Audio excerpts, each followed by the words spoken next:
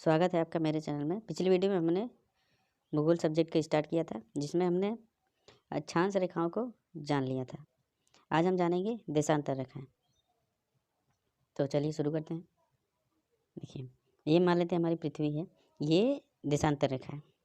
देशांतर रेखा पृथ्वी को दो बराबर भागों में बांट देती है। जैसे भूमध्य रेखा पृथ्वी को दो बराबर भागों में बांट देती, तो वैसे ही देशांतर रेखा दो भागों में बांट देती है। वहाँ पे भूमध्य रेखा में उत्तरी गोलार्ध और दक्षिणी गोलार्ध होता था, और यहाँ पे ये अच्छा देशांतर रेखा के पूरब में है तो पूर्वी गोलार्ध हो गया, और ये पश्चिम में है तो पश्चिमी गोलार्ध हो गया। पूर्वी गोलार्ध में जो देशांतर रेखाएं होंगी उसे पूर्वी देशांतर रेखा कहेंगे, जो रेखा पश्चिमी गोलार्ध में होगी उसे पश्चिमी देशांतर रेखा कहेंगे। यह 0 डिग्री GMT, यह GMT को ग्रीनविच मीन टाइम लाइन भी कहते हैं, इसका फुल फॉर्म। आगे देखते हैं। टोटल लॉन्गिट्यूडिनल लाइन यानी कि टोटल देशांतर रेखाएं कितनी है? टोटल देशांतर रेखाओं की संख्या 360 है। 0 डिग्री देशांतर रेखा को अंतर्राष्ट्रीय समय रेखा कहते हैं, और 180 डिग्री देशांतर रेखा को अंतर्राष्ट्रीय तिथि रेखा कहते हैं। ये बहुत इंपॉर्टेंट क्वेश्चन है, बहुत ही इंपॉर्टेंट पॉइंट, इसको ध्यान रखिएगा, इससे क्वेश्चन पूछा जाता है।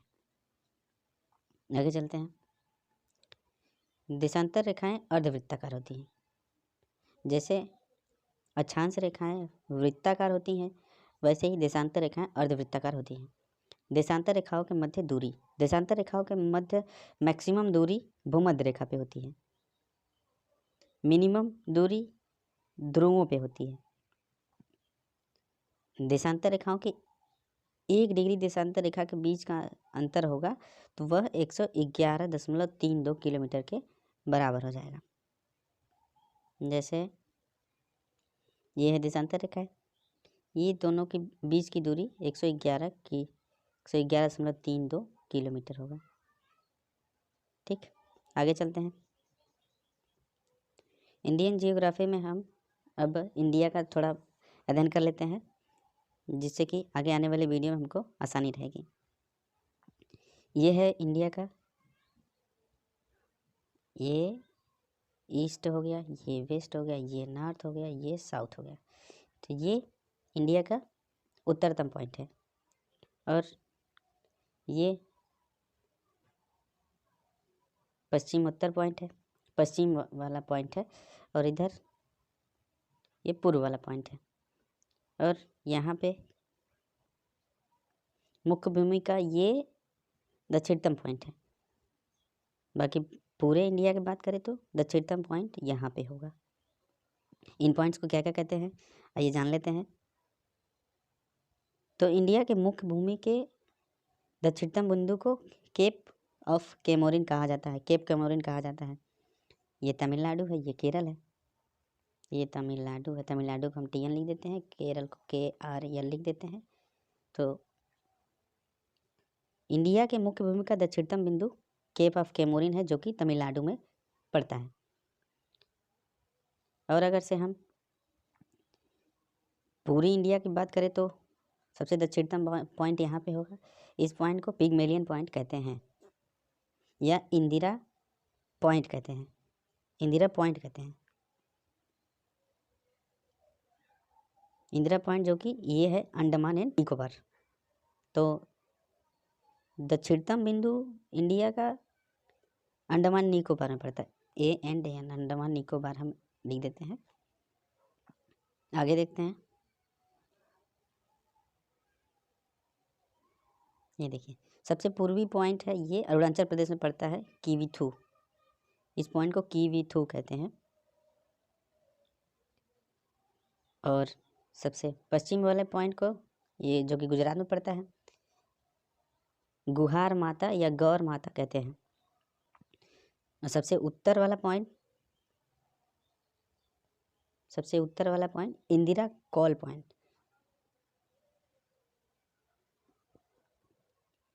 ये इंदिरा कॉल पॉइंट है, और हमने अभी देखा था यहाँ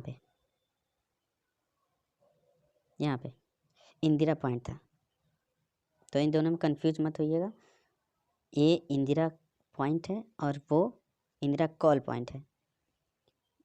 इंदिरा पॉइंट को पिग्मेलियन पॉइंट भी कहते हैं। ये लक्षद्वीप है। इतना।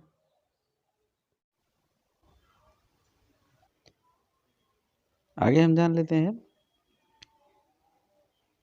इंडिया की पूरब से पश्चिम और उत्तर से दक्षिण तक की कुछ लंबाई है, उनको हम देख लेते हैं। ये हो गया गुहार माता, और ये हो गया गुहार माता, और ये हो गया किविथु, जो कि अरुणाचल प्रदेश में पड़ता है। गौर माता गुहार में गुजरात में पड़ता है।